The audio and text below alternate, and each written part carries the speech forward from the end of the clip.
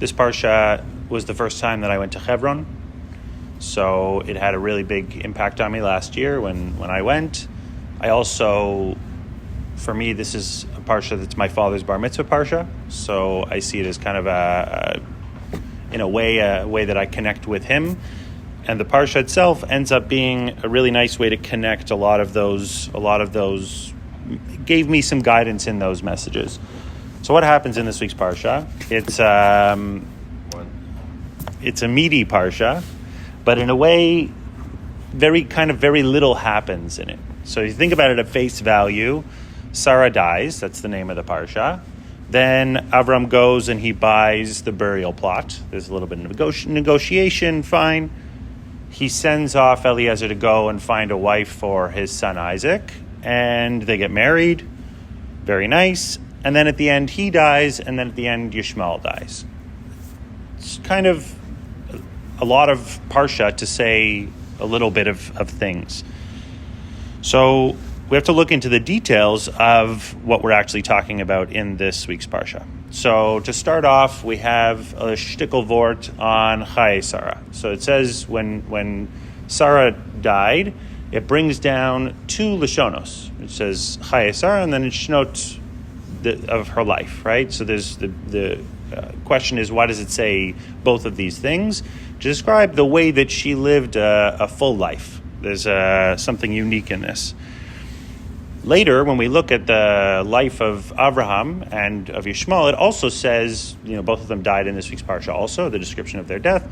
So it says, when it talks about Avraham, it says Asher Chaya, which is a way of describing that how he lived. It says the way that he lived was fully engrossed in this world. When it says about Yishmael, there isn't any special lashon about how it described the way that he lived. It just says it. So it says that his life was a little bit more pashut. So we have an understanding of the different ways that the Torah recognizes how somebody could live. So what happens next? As Avraham needs to find a burial plot for his wife Sara, we see a very interesting, or at least for me, it was a very interesting story. We've talked a lot about how Avraham does this thing where he brings rational to create irrational and vice versa. Avram's in a place where you think about the negotiation that he has with to buy Maras HaMachpelah. He goes back and forth. The price is too high, it's too low. Eventually ends up paying a lot of money for it. He got originally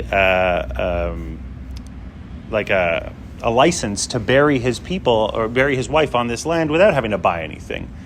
But when you think about it, Avram is doing something very unique in this week's Parsha.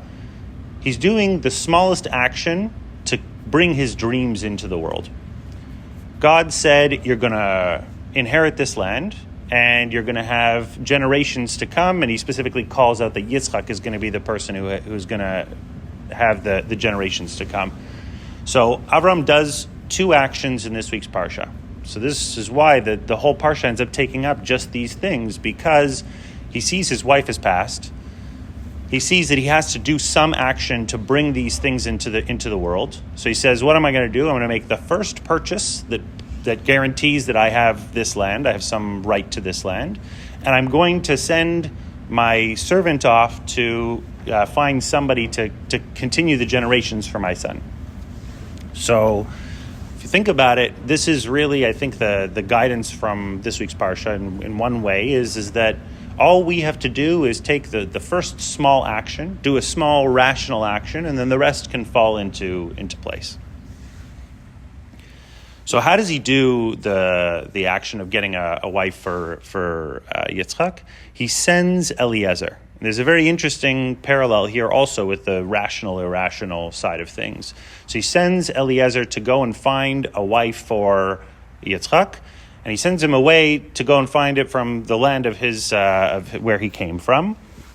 And there's a lashon that it brings down about how Eliezer describes how he was going to find a wife.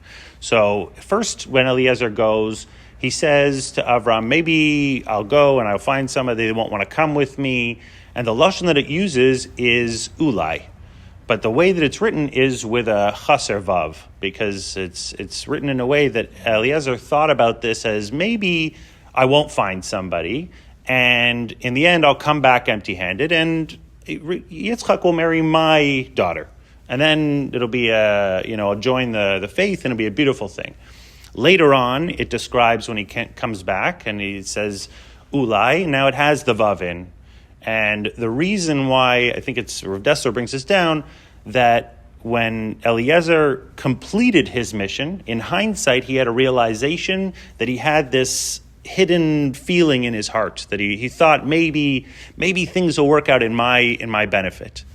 But in the end, we see that he had this realization only after the fact. What's another rational sort of thought that we have here? Eliezer goes on this mission. And it talks in the Parshat extensively about how is he going to know? He turns to God, he asks God, how am I going to know what the right answer is, who the right person is? He kind of makes this covenant, this little explanation. And we see in the Parshat, it describes that he sees Rivka, he has this kindness with her, and then he gives her gifts, and then afterwards he asks, who's your family? Later, he's in the house with Lavan and Nahor. Sorry? Besuel. Sorry, Besuel and Lavan. And when he describes the story about how he meets Rivka, he switches the order around. He says, I met her, she was kind, I interviewed her about her family, and then I gave her gold and silver, and then that's how I decided that she would be the right person. So I think it's the Malbim. I wish I had all my sources in order, but he brings down that Eliezer realized that when he was talking to people who were very much of this world, he couldn't describe his experience with the same spiritual way that he had felt it. He had to describe it in a rational way. So he says, of course, I saw her. She seemed nice. I interviewed her about her family. And then I recognized that she was the right person. When in reality, the way that he went into this was with the faith that I'm going to see that she's going to be a kind person. She's going to have chesed. And there's something interesting also about this story of who Rivka is. If you think about who Avraham was, we describe him as the man with 4 tents. He's, recovering from his bris. He wants people to come and visit him. He is described as the story of chesed. Yitzchak, in contrast, is described as a person of gevura. He's more of a firebrand. He sticks to the rules. He doesn't go out as much, and we'll see a little bit about that in a second. But what does Eliezer go looking for him? He looks for the right balance for him also. He looks for a person who has chesed. So you sort of see there's this interesting switching of the roles as the generation goes, from Avraham being the person of chesed. Yitzchak is not the same person. He develops his own way of seeing the world, but the balance that he needs in this world is still to have chesed in his life. So what happens right before he gets married? Yitzchak, we find out, he's not actually hanging out with Avram at the time. At this time, he's somewhere in the south, he's in the Negev, and right before he goes to meet, we don't actually know that he knows he's going to meet his future wife, but he goes out and he does a prayer in the field. And there's something interesting about this prayer in the field. It's a short prayer. They bring down that this is where we learn mincha from, so this is the source of it.